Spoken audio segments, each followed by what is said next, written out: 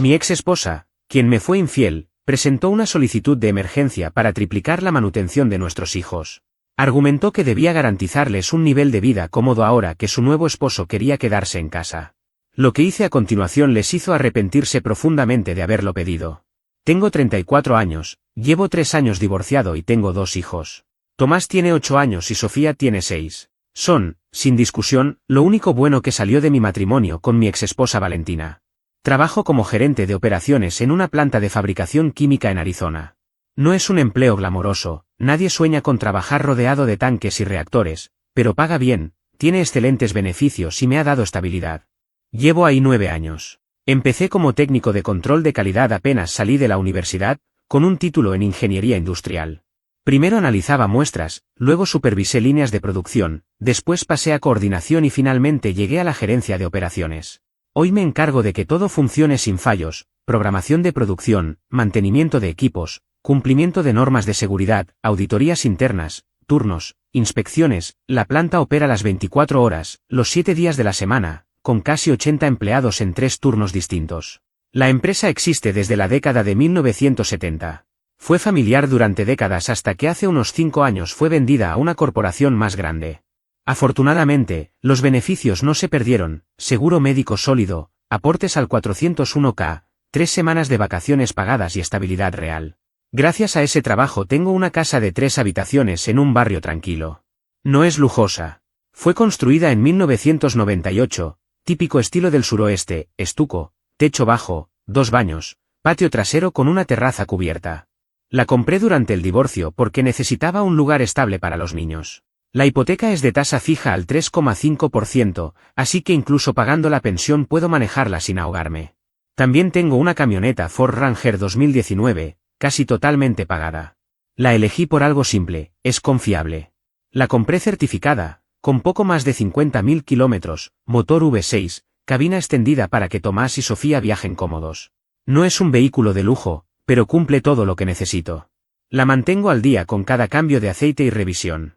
Planeo que me dure una década más sin problemas. Durante los primeros meses después de mudarnos, convertí la casa en un hogar para los niños. Tomás eligió ropa de cama con dinosaurios y pósters de planetas. Sofía pidió que todo fuera rosa y morado, lleno de mariposas. Quería que no sintieran que estaban visitando la casa de papá, sino que era su espacio real, su refugio. El divorcio, en sí, fue directo. Valentina dijo que ya no era feliz, que necesitaba encontrarse a sí misma y explorar nuevas opciones. En realidad, llevaba al menos 6 meses saliendo con otro hombre y quería hacerlo oficial. Su nombre es Sebastián.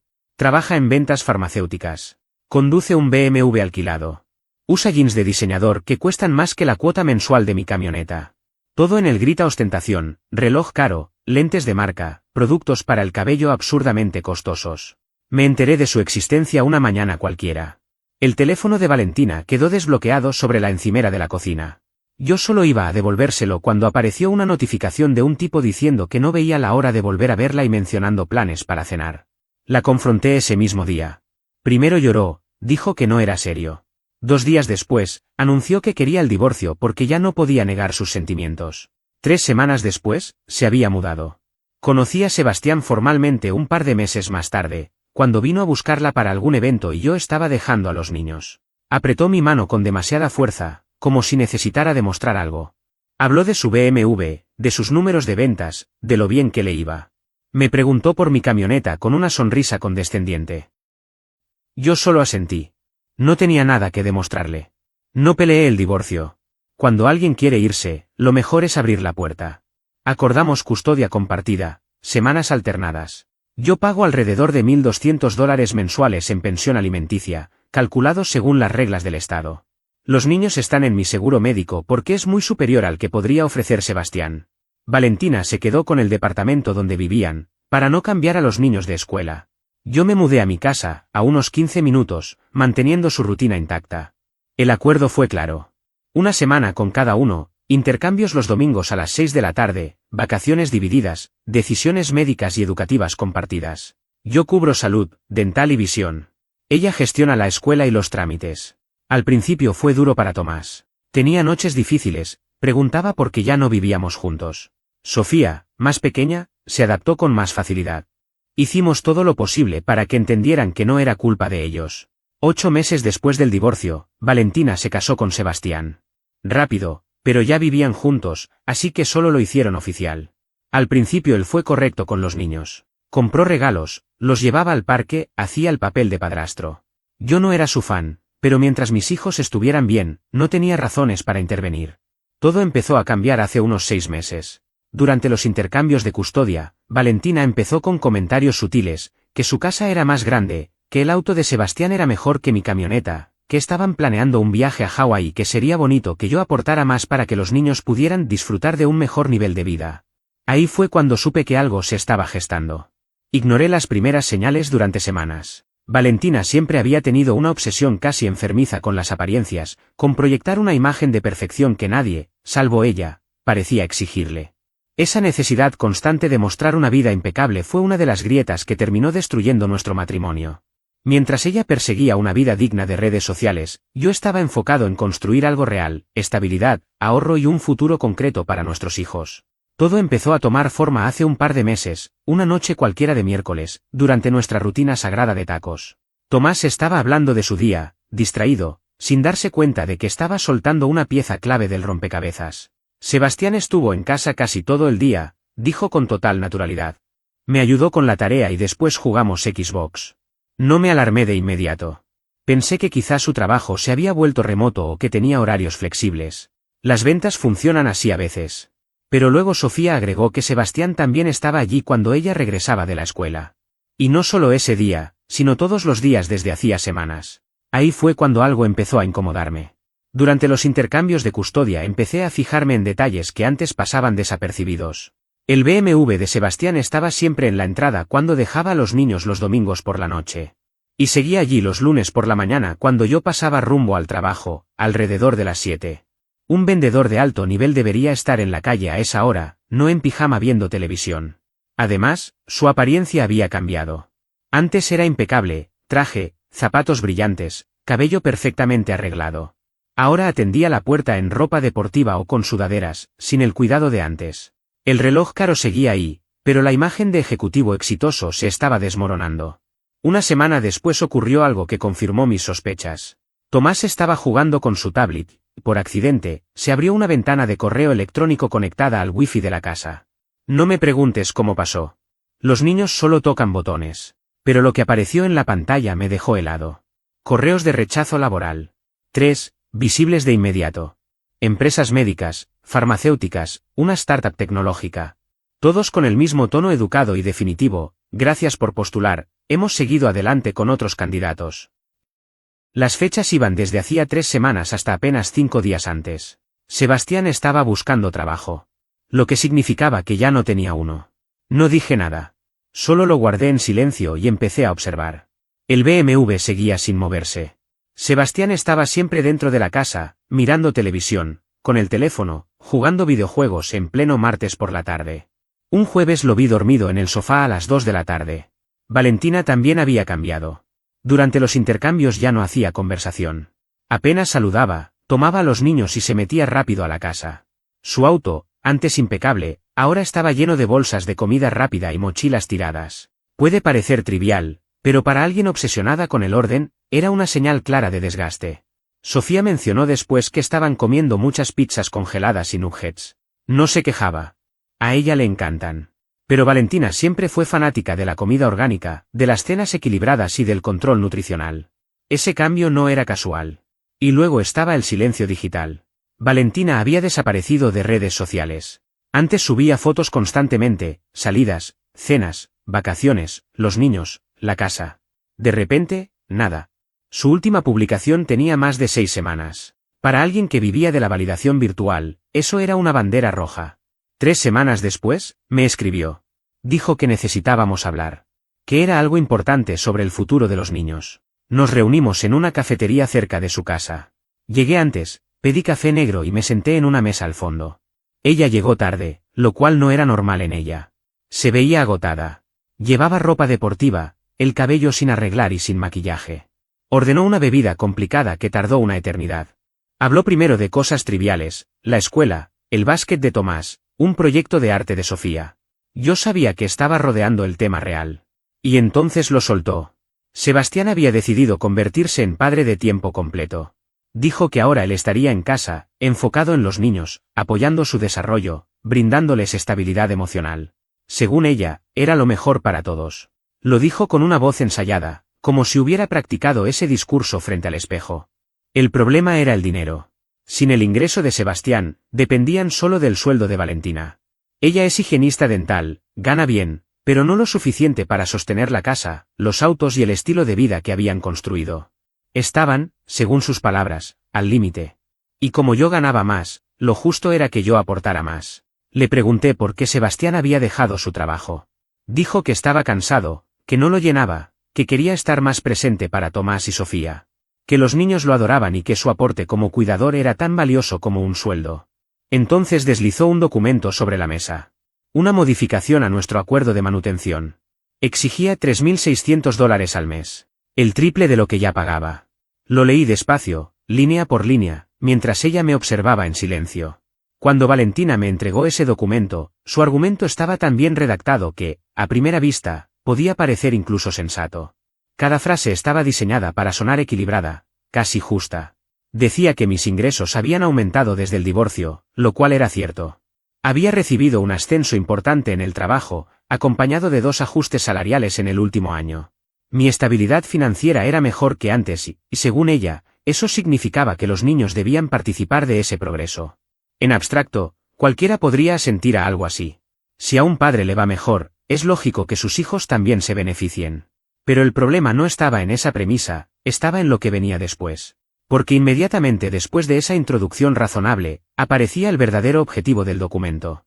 Con Sebastián dejando su empleo para convertirse en un padre de tiempo completo, el hogar, según el escrito, necesitaba una inyección urgente de dinero para no ver reducida la calidad de vida de Tomás y Sofía. Esa frase estaba cuidadosamente construida para sugerir que los niños estaban en riesgo, como si estuvieran a punto de pasar carencias si yo no intervenía.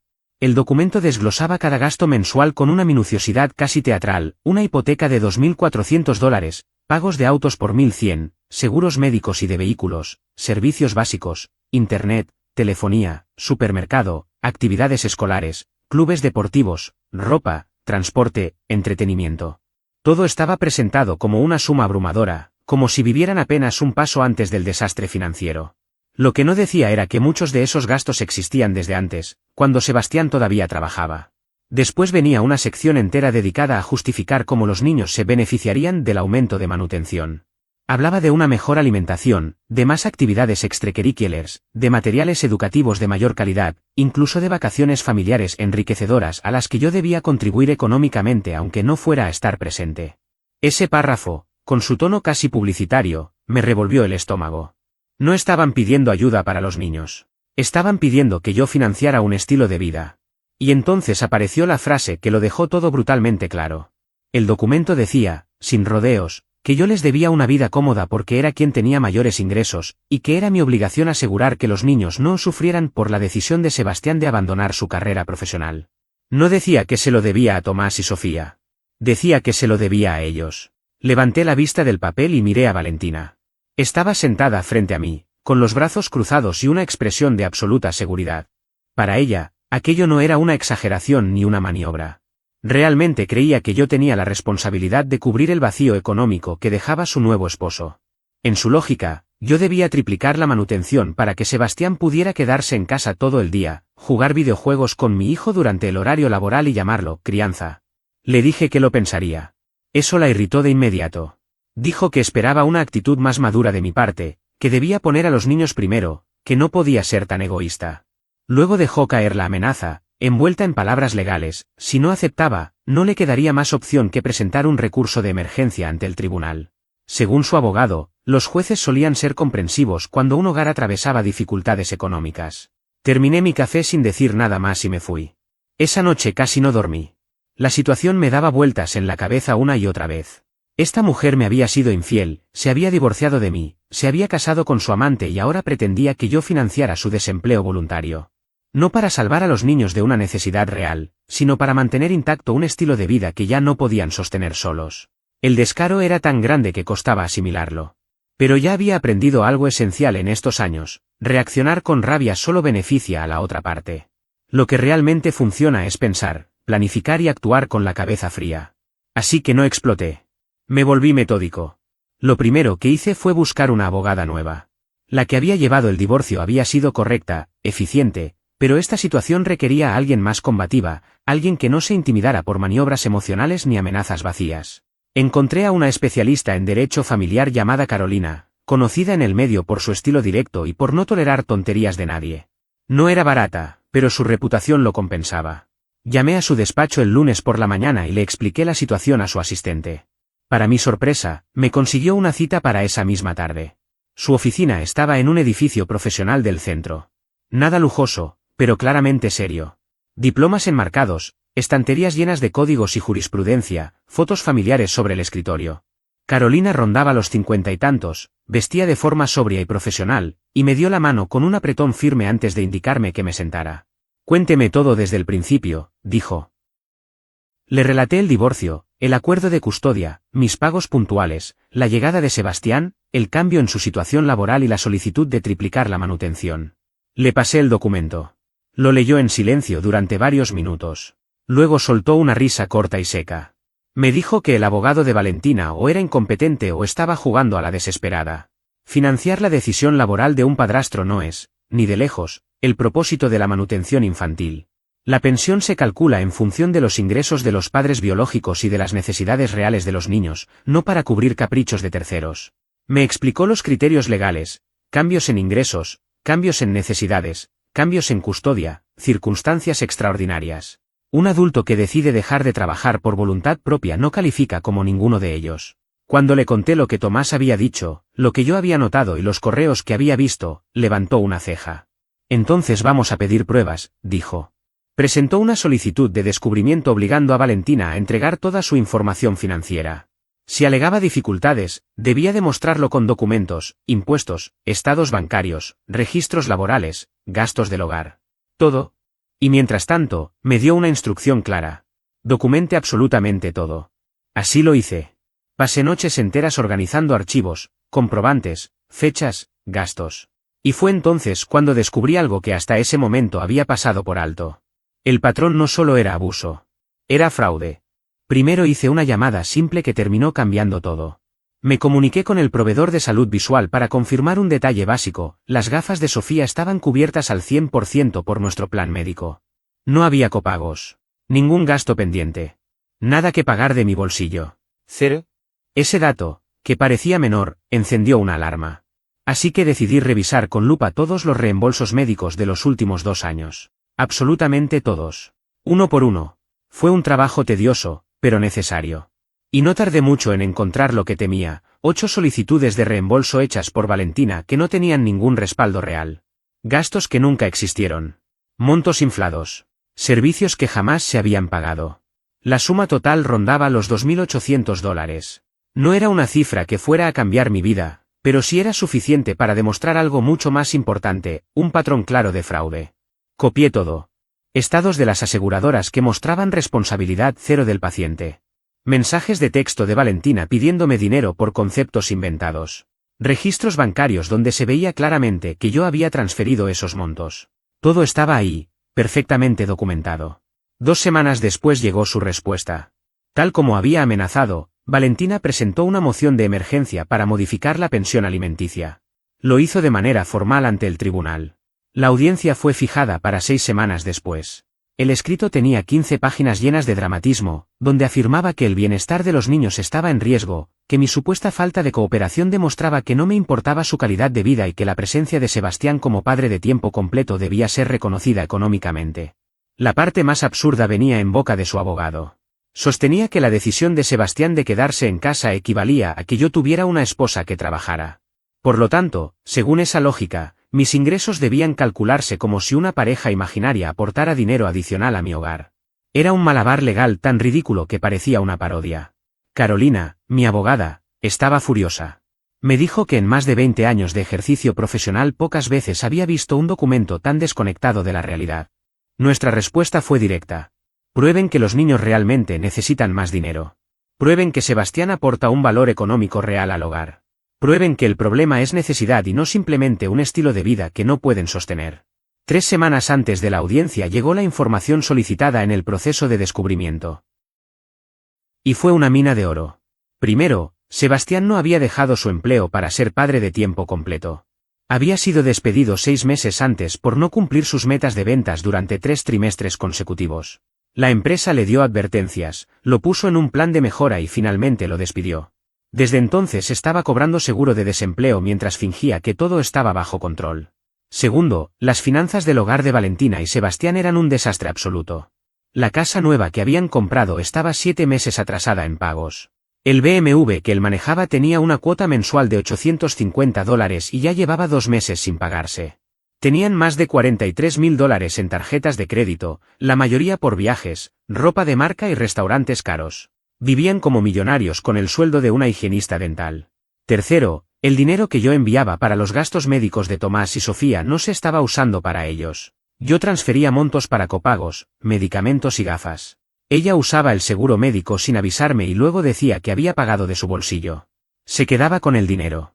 Encontramos recibos de un fin de semana en un spa que, curiosamente, costaba exactamente lo mismo que el tratamiento dental de Tomás ese mes. Cuarto, Sebastián había solicitado más de 60 trabajos en los últimos 5 meses. Fue rechazado en todos. Su currículum estaba lleno de exageraciones que no coincidían con su historial laboral real. Varias empresas marcaron sus solicitudes como poco confiables. No conseguía empleo porque nadie quería contratarlo. La historia del padre en casa era solo una fachada. Quinto, Valentina estaba diciendo en su trabajo que yo era un padre irresponsable que se negaba a pagar más pensión. Teníamos capturas de mensajes enviados a compañeros donde hablaba de llevarme a juicio, de que yo era egoísta y solo pensaba en dinero. Incluso me criticaba por manejar una camioneta Ford y no algo digno, y decía que los niños se avergonzaban de mi casa. Carolina organizó todo en un dossier impecable. Extractos bancarios, mensajes, registros laborales, informes crediticios, recibos médicos, todo cruzado y ordenado cronológicamente. También armó una línea de tiempo que mostraba exactamente cuándo Sebastián perdió su empleo, cuándo comenzaron los problemas financieros y cuándo Valentina empezó a presionarme por más dinero. Luego vino lo mejor, las redes sociales. Sebastián, en su infinita genialidad, había documentado toda su supuesta vida de padre responsable en Instagram. Fotos en el gimnasio a las 10 de la mañana en días laborables. Cafés caros en plena tarde.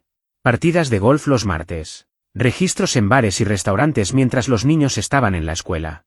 Y una joya de publicación 2 semanas antes, él en el sofá jugando videojuegos con el texto. Viviendo el sueño. Sin estrés laboral, sin jefe respirándome en la nuca. Solo tiempo de calidad con la familia. La vida de padre en casa es diferente. Sí, es diferente cuando alguien más paga tus cuentas.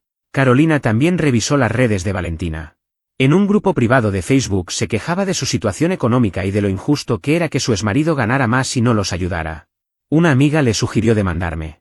Ella respondió que su abogada le había dicho que era una victoria segura, que los jueces siempre favorecen al padre custodio y que yo tendría que pagar lo que ordenaran.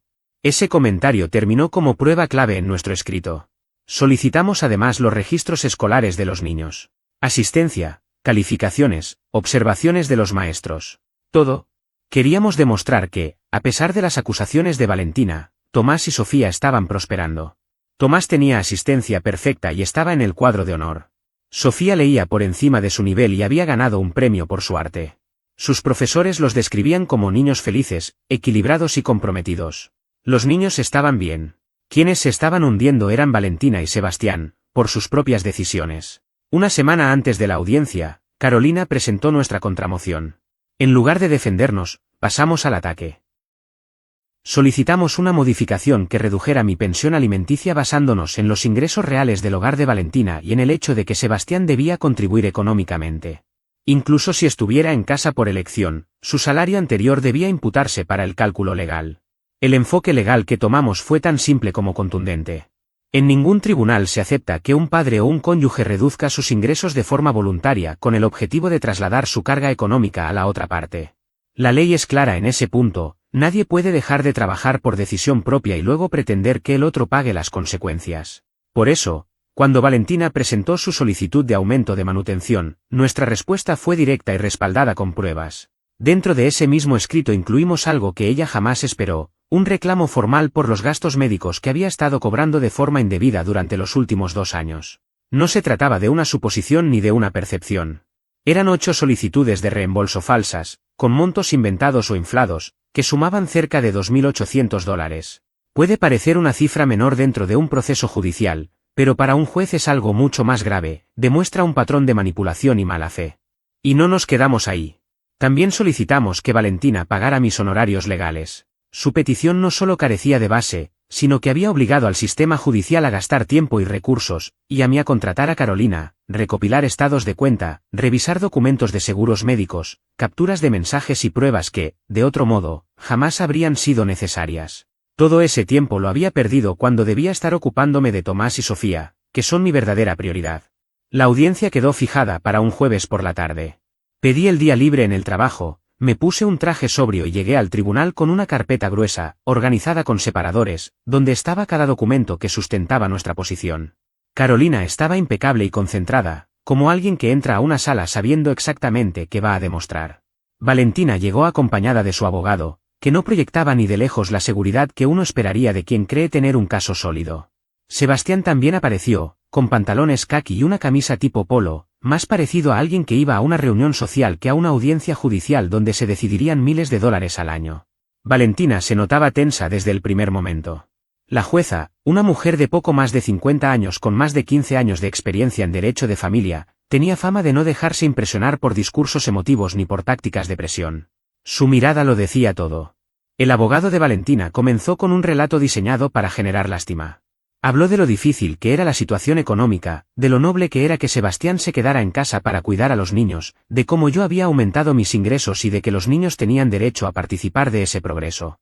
Presentó un presupuesto del hogar mostrando gastos elevados y un supuesto déficit mensual que, según ellos, hacía inevitable que yo pagara más. Cuando terminó, Carolina se levantó con calma. No alzó la voz. No dramatizó. Simplemente empezó a desmontar cada punto con documentos. Mostró la carta de despido voluntario de Sebastián. Luego los estados bancarios que revelaban gastos innecesarios, salidas, compras y un nivel de vida que no coincidía con la imagen de hogar al borde del colapso. Después exhibió publicaciones de redes sociales donde Sebastián claramente no estaba cuidando niños durante las horas en que ambos estaban en la escuela. Finalmente, presentó los mensajes donde Valentina me llamaba irresponsable, aun cuando yo llevaba 3 años pagando cada mes, sin retrasos, exactamente lo que ordenaba la corte. La expresión de la jueza empezó a cambiar. Cuando Carolina pasó al tema de los gastos médicos, el rostro de Valentina se volvió pálido. Intentó hablar, pero la jueza la mandó a callar. Entonces miró directamente a Sebastián. Explique por qué cree que no tiene que contribuir económicamente. Sebastián habló de crianza, de presencia, de construir un futuro. La jueza le preguntó qué hacía exactamente de lunes a viernes, entre las 9 de la mañana y las 3 de la tarde, cuando Tomás y Sofía estaban en la escuela. No tuvo una respuesta clara. Luego la jueza se giró hacia Valentina. ¿Por qué el padre debería pagar más para cubrir el desempleo de su nuevo esposo? Ella habló de estabilidad y de mantener el estilo de vida. La jueza respondió que los niños pasaban la mitad del tiempo conmigo, estaban bien alimentados, bien cuidados, con buen rendimiento escolar y sin señales de carencia en ninguno de los dos hogares. El estilo de vida que Valentina quería preservar parecía ser el suyo, no el de los niños. Cuando llegó el momento de los gastos médicos, Valentina dijo que pensaba usar ese dinero para los niños y que no era fraude. La jueza fue contundente: presentar información falsa para obtener dinero del otro progenitor si es fraude, incluso si el monto no es enorme. El fallo fue demoledor. El aumento de manutención fue rechazado. El ingreso anterior de Sebastián fue imputado como si todavía lo tuviera, lo que redujo mi obligación mensual de $1.200 a $1.000. Valentina debía devolver los $2.800 más intereses y pagar $8.500 en honorarios legales. Además, cualquier gasto médico futuro debía ir acompañado de comprobantes, bajo advertencia de sanciones. Valentina rompió en llanto. Sebastián parecía devastado. Y la jueza todavía añadió algo más: advirtió que la alienación parental podía llevar a un cambio de custodia y que mis hijos estaban prosperando bajo mi cuidado. En el pasillo, Sebastián intentó justificarse. Le dije que no me debía explicaciones, que la jueza había sido clara, debía conseguir trabajo. Valentina salió después, furiosa, diciendo que yo había podido evitar todo esto. Le recordé una sola cosa. Ella fue quien inició esta guerra. Valentina fue quien decidió llevar todo a los tribunales. Yo no inicié nada, solo me defendí. Durante la audiencia intentó pintarme como un padre frío que ponía el dinero por encima del bienestar de sus hijos. Dijo que Tomás y Sofía algún día recordarían ese momento y que sabrían que yo los había elegido menos por no ceder a sus exigencias económicas. Yo le respondí con hechos, los niños estaban excelentes. Tomás estaba en el cuadro de honor, Sofía tenía asistencia perfecta, ambos estaban sanos, contentos y emocionalmente estables. La única persona cuyo bienestar estaba en riesgo era ella, porque había decidido casarse con Sebastián, un hombre incapaz de mantener un empleo estable, y luego pretendía que yo financiara ese error. Carolina, mi abogada, me tomó del brazo antes de que siguiera hablando. Ya habíamos dicho suficiente. Salimos del juzgado y fuimos a almorzar cerca. Mientras revisaba unos papeles, Carolina me dijo que había sido una de las audiencias más satisfactorias que había tenido en meses. Explicó que los jueces detestan cuando alguien intenta manipular el sistema para sacar ventaja económica, sobre todo cuando queda claro que uno de los padres intenta usar a los hijos como arma. Le pagué su factura la semana siguiente sin dudarlo. Cada centavo había valido la pena. 3 semanas después del fallo, el reembolso de los $2.800 apareció en mi cuenta. Valentina no pudo pagarlo de una sola vez, así que lo hizo en 2 partes, primero $1.500 y, unos 10 días después, los $1.300 restantes. Era casi irónico que después de intentar sacarme miles de dólares, tuviera problemas para devolver una suma relativamente pequeña. Los honorarios legales tardaron un poco más en resolverse. Carolina envió la factura al abogado de Valentina, $8.500 en total. Intentaron discutirla, diciendo que era excesiva. Carolina les respondió con un desglose completo de cada hora, cada documento, cada llamada y cada presentación judicial. Después de eso, no volvieron a objetar nada. Valentina quedó obligada a pagar $500 mensuales durante 17 meses. 17 recordatorios constantes de que presentar demandas frívolas tiene consecuencias. Al mismo tiempo, mi manutención infantil reducida entró en vigor de inmediato. Los $200 adicionales que dejé de pagar cada mes no se quedaron en mi bolsillo, los transferí directamente a los fondos universitarios que abrí para Tomás y Sofía. Ellos todavía no lo saben, pero cuando cumplan 18 años, tendrán una suma importante esperando para ayudarlos con sus estudios. 2 semanas después de la audiencia, Valentina me envió un mensaje preguntando si podía quedarme con los niños una noche extra cada semana. Según ella, su horario laboral había cambiado y necesitaba ayuda. Le respondí que sí, siempre y cuando ajustáramos oficialmente el cálculo de la manutención. No volvió a mencionar el tema. Sebastián consiguió trabajo unas 3 semanas después del juicio. Tomás lo mencionó una noche durante la cena. Dijo que ahora trabajaba en un gimnasio, algo en la recepción. Sofía agregó que lo veía de mal humor, que evitaba hablar de su trabajo cuando le preguntaban. Lo investigué por mi cuenta. Era una cadena grande, instalaciones decentes. Los puestos de recepción allí pagan alrededor de $14 la hora. Sebastián pasó de ganar probablemente $70.000 al año en ventas farmacéuticas a unos $30.000 registrando clientes en un gimnasio. Eso es lo que sucede cuando te despiden por bajo rendimiento y pasas 6 meses desempleado en lugar de aceptar lo que sea. Valentina dejó de hacer comentarios sobre mi casa o mi camioneta. Los intercambios de custodia se volvieron fríos y mecánicos. Ella llegaba, yo sacaba a los niños, ellos subían al auto y se iban. Sin saludos largos, sin indirectas, sin tensión innecesaria. A mí me parecía perfecto. Sus redes sociales también cambiaron. Durante unas 6 semanas estuvo en silencio. Luego volvió, pero ya no había fotos de viajes ni cenas elegantes. Solo publicaciones de los niños, frases genéricas de superación y algunas imágenes de su jardín. La imagen de vida perfecta se había evaporado. La cuenta de Sebastián, en cambio, se llenó de selfies en el gimnasio y mensajes de motivación. Intentaba reinventarse como un entusiasta del fitness. Todos los comentarios estaban desactivados. 2 meses después de la audiencia, recibí una llamada del abogado de Valentina. Quería hablar sobre modificar el plan de pago de los honorarios legales. Dijo que Valentina tenía dificultades para cumplir con todas sus obligaciones y preguntó si aceptaría $300 al mes en lugar de $500. Le dije que hablara con Carolina. Ella me llamó una hora después riéndose. Le había dicho que no, que el acuerdo ya era generoso y que si Valentina fallaba en un solo pago, iniciarían cobranza formal. 3 meses después del juicio comenzó la temporada de baloncesto de Tomás. Yo soy su entrenador, lo cual es gracioso porque soy terrible jugando, pero a los niños les encanta. Practicamos 2 veces por semana y jugamos los sábados. Sebastián fue al primer partido. Se sentó solo, observó en silencio y se fue sin hablar con nadie. Desde entonces no ha faltado a ninguno, pero tampoco interactúa. Valentina va a algunos partidos, siempre sentándose en el lado opuesto de la cancha. En el trabajo, mi evaluación anual llegó el mes pasado. Me dieron otro aumento, un 4%, y mi jefe dijo que me estaban considerando para un puesto de director el próximo año.